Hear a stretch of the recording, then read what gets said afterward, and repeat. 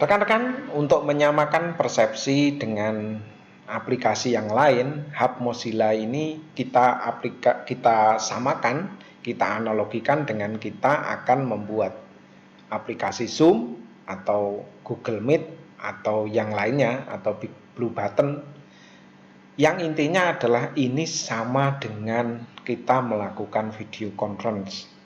Namun video conference-nya akan diwakili oleh avatar. Itu saja. Kita coba create room. Saat kita melakukan create room, maka kita sesungguhnya telah membuat space, membuat halaman, dan ini sangat tergantung dengan keberadaan, sekali lagi keberadaan jaringan. Karena membuat halaman itu berarti menyiapkan keseluruhan tempat, mulai gedungnya, mulai tempat jalannya, mulai avatar-avatarnya dan sebagainya. Sistem ini menyiapkan segalanya. Dan ingat bahwa sistem ini adalah dibangun, kalau tidak dihilangkan oleh kita atau dibuang, maka ruangan ini, space yang ini akan menjadi milik Anda selamanya. Sehingga kita bisa datang lagi.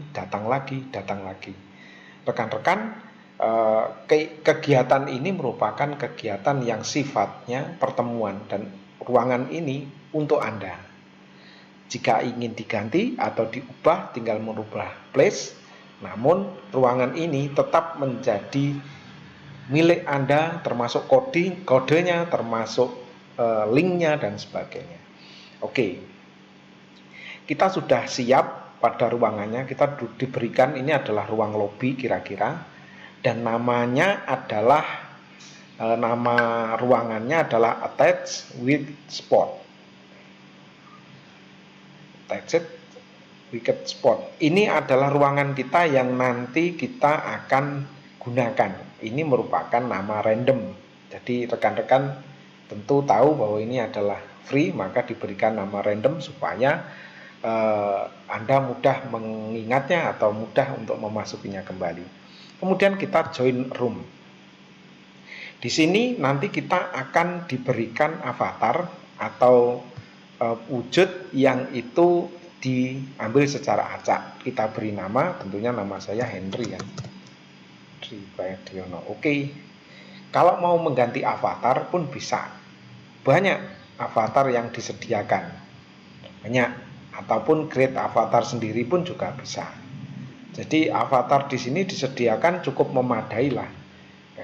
Sebanyak ini, tapi dipersilahkan nanti teman-teman. Untuk kali ini saya tidak melakukan perubahan terhadap avatar karena ini mewakili saya. Oke, saya terima.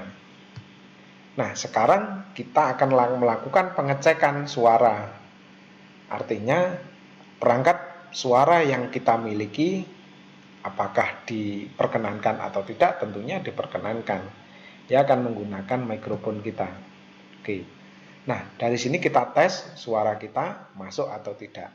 Untuk proses ini tentunya cukup panjang apabila bandwidth yang ada sangat kecil tentunya. Ini memang ya inilah ada kerakusan bandwidth ya, karena ini memang multiplayer game ya. Nah, itu sudah ada indikator suara. Nah, tinggal kita masuk ke room. Berarti suara sudah oke. Kita sudah masuk ke dalam room, kita tinggal menggunakan room ini untuk apa. Nah, disinilah fungsi dari fungsi-fungsi tombol-tombol yang ada di sini. Fasilitas yang diberikan cukup leluasa. Misalkan, ini adalah voice, itu ya, voice yang kita gunakan. Kalau kita tidak berkenan menggunakan voice, maka kita silang. Artinya kita tidak berkenan menggunakan. Jadi tidak ada suara di kolaborator kita yang ada di sana. Jadi kita tinggal bermain di chat. Nah, kita mulai dari invite.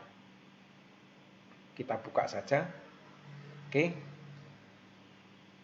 Jadi kita berkolaborator dengan ini supaya kita bisa memberikan suara, masukan dan sebagainya, output suara, dan kita bisa berbincang-bincang langsung dengan kolaborator kita di sana. Kita buka invite. Nah, di invite ini Ini yang unik, rekan-rekan. Anda punya kode. Kode ini bisa diberikan. Nanti suatu saat orang tinggal masuk dengan menggunakan kode rekan-rekan. Atau diberikan link. Tentunya orang yang Anda undang harus sudah terdaftar di sini. Kalau tidak terdaftar ya diminta untuk melakukan registrasi. Yang paling menarik adalah yang ketiga.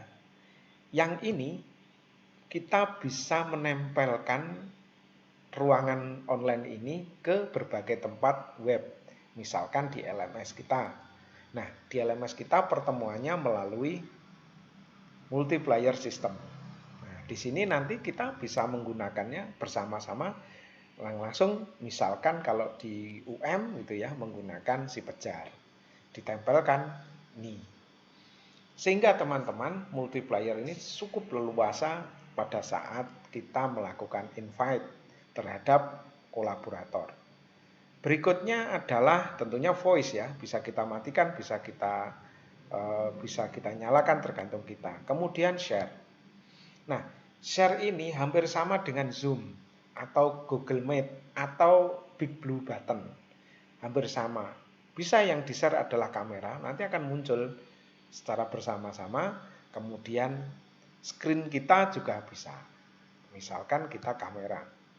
Oke, kita gunakan kamera. Nah, kali ini memang kamera tidak bisa saya nyalakan karena memang kameranya saya gunakan untuk melakukan recording. Kemudian kita gunakan ini karena dipakai ya, dipakai. Nah, kalau screen berarti screen kita bisa menampilkan screen kita. Itu kita bisa menampilkan. Nah, itu dia screen kita. Nanti bisa dilihat bareng ya. Bisa dilihat bareng oleh semua yang ada di situ gitu ya. Bahwa screen kita nempel. Kalaupun kita stop, maka dia berhenti. Oke. Untuk itu hampir sama. Kemudian yang paling saya suka itu adalah place ya. Dimana place ini luar biasa banyaknya. Misalkan pen. Kita mau menunjuk ini loh, ruangannya ini tolong deh. Ini. Kita seperti memiliki pen laser ya, pen laser gitu. Luar biasa. Pen laser ini bisa kita gunakan ya, bisa kita gunakan. Kemudian kalau mematikan ya kita klik lagi. Kemudian kita mau selfie gitu ya, mau selfie atau kita mau merekam kegiatannya tapi di area virtual itu, di area virtual. Nah, itu kita bisa, nah itu saya gitu ya. Nah, itu saya, itu gambar saya ini. Nah, itu kalau saya bergerak ya, dia bergerak juga gitu ya. Kayak menggerakkan game gitu. Nah, itu kalau mau direkam video ya di bawahnya ini. Oke, saya matikan. Nah, dengan demikian fasilitas yang diberikan cukup leluasa. Rekan-rekan, itu dulu tutorial untuk fasilitas tahap pertama. Jangan lupa silakan mengikuti tutorial yang berikutnya.